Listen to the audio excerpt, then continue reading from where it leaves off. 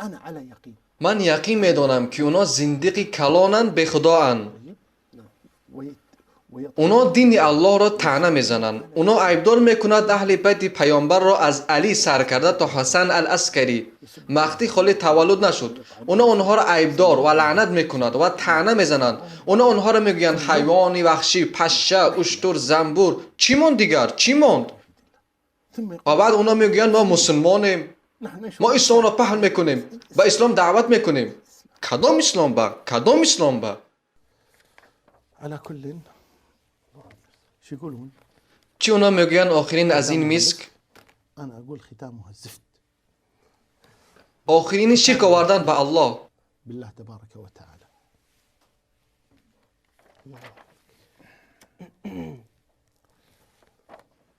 قال أبو عبد گفت ابو عبدالله، این تفسیر اونها. گفت ابو عبدالله نسبت به این آیت و خدا گفت دو معبود را فرا مگیرید جز این نیست که وی معبود یگانه است، پس از من بترسید. امامشان گفت دو امام را مگیرید جز این نیست که وی یک امام است. این در تفسیر البرهان.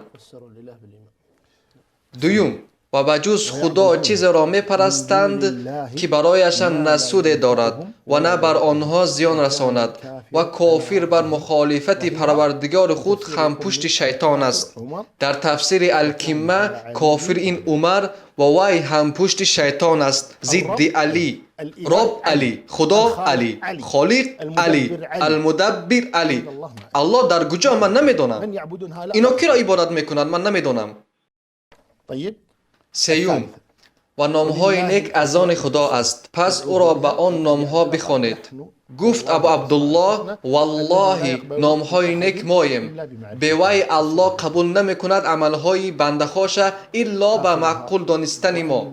آخرش، و آن که مسجدها مخصوص برای خدا است، پس به خدا هیچ یکی را عبادت مکنید. از صدق گفت در حقیقت امام ها از اهل بیت محمد است، نگیرید امام ها را غیر از اینها. این در تفسیر البرهان. و از صافی این خلاص، آیا ما میتونیم گفته بعد همه اینها که این آدما در دین اسلامند؟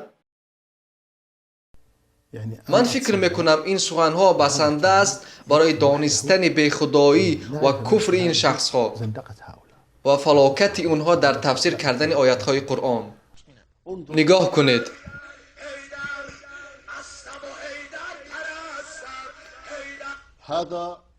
اولین این شخص به نهایت نزدیک خمینی است.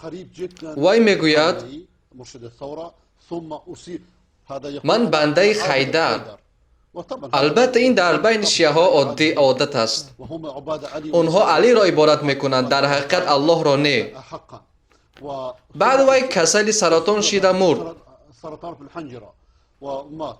اما بینید وی چی میگوید.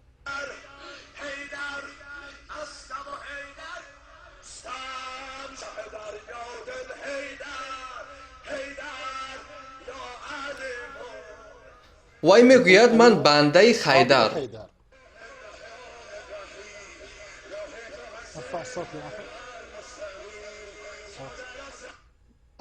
حسین، راه تو راه مستقیم است. مادر تو زهرا ارحم الراحمین، زینب مالک یوم الدین. اگر این عبادت به انسان نباشد و از دین خروج نباشد به اتفاق امت، پس چی کفر میباشد؟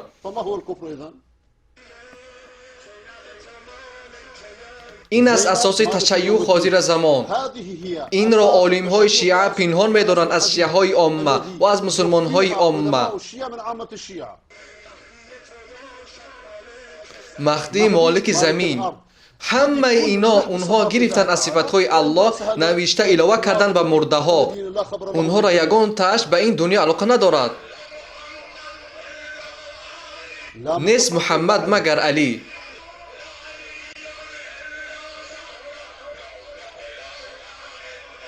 لا اله الا زهرا. آیا شما دیدین اقلا یک بار یک دی عالمی شیعه را که این را مذمت کردگیشه؟ چگونه که آنها مذمت میکند اهل سنت را شب و روز؟ لا اله الا الزهرا. اگر این کفر نباشد پس چه کفر می باشد؟ این از عیب وهابی ها، این از عیب سنی ها، برای که اونها عقیده توحید برداشته برنده دعوت میکند مردم را عبادت کردن به الله واحد الاحد. او خیدر خالق زمین و آسمانی. خالق الارض والسماء. اونا علی را پرستش میکند، اما علی اونها و مانند اونها به تعلق نداشتند.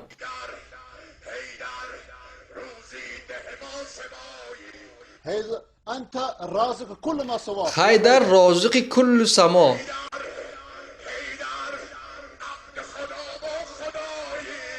او خیدر تو بنده ای الله و خدایی. نخود که این کفر نباشد. در نهج البلاغه هست اقلا یک تا این سخن ها. آیا این شیعیان؟ اینها زندقان، باطنیان، اونها دین ندارند.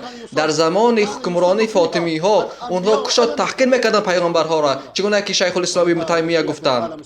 برای همین من به شیعه ها میگویم بیدار شوید، بیدار شوید برای ویران کردن اونها و نجات یافتن. این مردم عوامونو سیافتش پروش کس ندارن. می الحمدلله نماز میخونه میخیزه میره. این هم اگر که به شرطی که من برای شما نفهمونم که مرد بچهای خوب شما از شیعه پرهیز بکنید که شیعه دشمن است. کشتگی شیعه را نخرید. روافیزه از قفاش در مذهب معظم از قفاش خوندن درست نیست. این فتوای بلد حرام، فتوای مکه و مدینه. یک باب داره که از قفای روافیز نماز خوندن درست نمیشه و مذبوحش هم حرام است کشتن. خوردگیش حرام است نمیشه. این همی سخنان رو که شما نشنوید شما کجا عقیده را کجا میگیرید؟ و بعد عقیده اهل سنت و جماعت از دوره خلافت حضرت علی کرم الله وجهه پیشتر تا حاضر ما با چی داریم؟ ما ضدیت داریم. در عقیده ما درست نمیآییم. ما چه خیلی اورا دوست داریم که صحابه پیغمبر خدا را بغیر 4 تاش همش کافر بودن. ما چه خیلی شیعه را دوست داریم که او بگن که جبریل خطا کرد. باید علی دمی آورد محمد آورد. چه خیلی موارد دوست داریم. ما شیعه را هم دوست نمی‌داریم، خدا شاهد است. و کسی شیعه را هم تعریف میکنه دوست نمی‌داریم. شیعه او ترابیست است. کسی شیعه را از منبر تعریف میکنه او ما دوست نمی‌داریم. برای چی؟ برای که من احب قوما فهو منهم. کسی کدام قومی را دوست بدارن هم قدیمه خیزه. خدا شاهده که کسی شیعه را تعریف میکنه ما دوست نمی‌داریم. شما هم دوست ندارید. شما جایی که صحابی موندگی، اهل سنت و جماعت موندگی، کسی شیعه را تعریف میکنه رو دوست می‌داره؟ نه دوست نداری شما.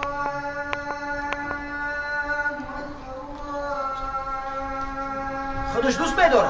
برای دوست می‌داره خود میکنه که ما شما دوست نمی‌داریم. ما شیعه را دوست نمی‌داریم و کسی شیعه را تعریف میکنه او را هم دوست نمی‌داریم. هم ماشین همین. مولا علی قاری حنفی میگه که قاعده روافیز نشانه داره بشناسید.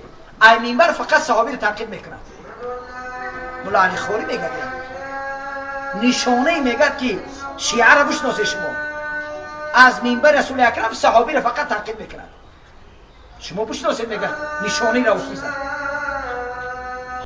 سوال: آیا رافضی ها با 73 فرقه ای که پیامبر علیه السلام ذکر کردگی بود و همان فرقه ها می درآید؟ نه، عالم ها ذکر کردند که اونها به 73 فرقه نمی درآید و رافضی ها و جهمی ها و قدری ها از شخصان هستند که انکار میکند علم الله را. برآمدند از 72 فرقه و برای آن که این 72 فرقه بدعتچیان او رافضی ها، جهمی ها و قدری ها کافرند. برای آن که رافضی ها صحابگان را تکفیر میکند و فاسق بودن گفته عیبدار میکند. در آن وقت الله آنها را تعریف کرده و آنها را تقوادار بودنش را گفت.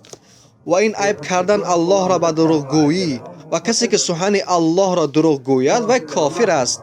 و این چنین رافضی ها عبادت میکند اهل بیت را، این شرک است. و این چنین آنها سخن الله را دروغ میحسابد درباره قرآن محافظت شدگی و میگویند 3 قسم قرآن محافظت نشد، همه این ردای. این چنین قدری ها میگویند که الله نمیداند حادثه ها را قبل از شدنش. اونها کافرند و جهمی ها هم کافرند. از 72 فرقه میبراید. همین خیلی تصدیق کردن اهل علم. شیعه ها آدم های بی نهایت ناخوب، تمام کرده شده، آدم های لعنتی هستند. اونا صحابگان را، صحابه های محبوب ما را منافق میگویند. 5 تا صحابی از اونها نجات مییابد که در وقت جنگ علی با معاویه بود چقدر صحابه ها یگانه صحابه نجات مییابه ماندگی همه رو منافق میگویند منافق بودن عایشه زانیه بود میگویند والله اینا میگویند و در کتاب هاشون نوشته شدگی حتی به روسی معاوضه کردن اثر کردند در حق عایشه در یوتیوب هست الله اونها را نابود کند و ان شاء الله یگان تا اونها را نمیماند همان به اطمینان رسانده شده دشمن ها همه وقت در یگان تاریخ نیست که شاه همراه ما ضد کفار جنگ کردگی باشد وقتی که کافرها بیاید اونها همه وقت کافرها که ضد ما جنگ کردن اثر میکند به اختیار مثال من عراق امریکانسا هجوم کردند شاه چی کردند همراه امریکانسا در اول امریکانسا شده ضد ما جنگ کردند سنی ها را میکشتند به طور عادی پاسپورت و پروا را تفتیش میکردند اگر نام تو عمر باشد تو را میکشتند عادی برای کی نام تو عمر تو را میکشتند اینقدر امریکانسا کافرها این خیلی چیزها را نمیکند والله اونها چقدر چیزها کردند اونجا 100,000 خون مسلمان ها و فقط یک جنگ در عراق با اونها چیزی که در سوریه روی میدهد آنها را یک ها کردستند علوی ها به اینها مغلوب های تمام شدند اونها میگن علی الله والله با گوش های خودم شنیدم من با آنها میگویم دلیل بیار اونا میگن صدق الله العلی العظیم این از دلیل میگن علی نام الله اونها میگن علی این بزرگ علی میگن این خیلی ترجمه میکنن عموما هیچ چی را عمل نمیکنن یگان قدر آداب ندارن این خیلی شرطی ها که میگردن مردها زنها حجاب نمیپوشد نماز نمیخونن انا اینها حکمرانی میکردن در اونجا برای همین وقتی که به حکومت علاقه میکردن چه خیلی این دولت اسلامیه برای آنکه اونها کافرن و این شخصا در سوریه این چیزها را کرده ایستادن اونها 10,000 مسلمان ها را میکشند در اونها ترمز نیست یگان خیلی وجدان ندارن ناموس ندارن در پادشاهی روسیه کافرها ضد ما جنگ میکردن چند سال 100 سال ها وقتی که امام شامل را اسیر گرفتن اونها او را آبروش نریزوندن کو پاره نکردن کو اونهایی که حاضر پیدا شدن در اونها عموما نیست میگن بگو لا اله الا بشر یعنی بگو نیست خدا مگر بشر یعنی پرزیدنتشون در نظر دارن این کفره در یوتیوب ضبط هست سبحان الله تا سرش گرانیدن بگو میگن لا اله الا بشر و ایران نگفت او لا اله الا الله گفت و ایران زنده گرانیدن حاضر این روح داده است در عراق ایران کرده بودن و کرده ایستادن و حد همه را در سوریه کرده استند اونها میگن ایران این جمهوری اسلامی اینا برادرهای ما این یک رویه اسلام نه این حتی به اسلام نزدیک نمیبیاید شیخ ابو اسحاق الحوینی هست صورت اونها را میکشاید والدین ما کلان سالان اونها نمیدانند اونها ممکن فریب خورند که اونها مسلمانند یا در یگان مذهبند یکم اونها بینهای مذهب بسیار دارند اثناعشریه اسماعیلیه زیدیه جعفریه در اونها مذهب بینهای بسیار است با یک امامیه این مذهب دولت اونها شما تصور کنید شیخ ابو اسحاق خودش میگوید پرزیدنت ایران ایرانی ها را شیعه ها را تبریک میکند به روز قتل عمر اونها بیرام دارن روز قتل عمر ابن خطاب و پرزیدنت تبریک میکند و ابوالعلو مجوسی آتش پرستی که عمر ابن خطاب را کشت در وقت نماز و مقام دارد آرامگاه و را زیارت میکنند والله بالله این حقیقت مشهور این شکل مخلوق او را الله خوار کرد لعنت کرد مجوس آتش پرست عمر ابن خطاب را کشت اونها به وی آرامگاه ساختند و زیارت میکنند روز قتل عمر در اونها بیرام این آدم ها به این جمع بیایند الکی نزد محاجکالا یک طرح زمین خریدن اونها مرکز مدنی میسازند بعد کتاب ها و دیسک هاشون دادن سر میکند ما باشه مسلمان ها گوشت یک دیگر را میخوریم یک دیگر را علاو میزنیم اونها باشن کار میکنند در عقیده اونها توقیه هست منافقی یک چیز را گفتن دیگر فکر کردن وای به تو میگد ما عمر را نغز میبینیم با چهره خنده وای وقتی به خانهش میخمان شدی به پیالت ممکن توف میکنند والله اونا توف کرده به تو میتیند برویت میخندند از قفات نفرت میکنند به نهایت دشمن صد وقتی که به چهرت میخندد تو نمیدونی و این خیلی چهره حقیقتش نشان نمیتیه منافق این امریکانسا فهما پرید آمد برای کشتن ما که وای دشمنی ما وای را کشتن در کار خود را حمایت کردن در کار اینهایی که در بین ما تاقی پوشیده مسجد میروند این خیلی دشمن ای کی تو وای را قبیده نمیتونی آبکی مثل خمیلیون نگاه کنید فریب نخورید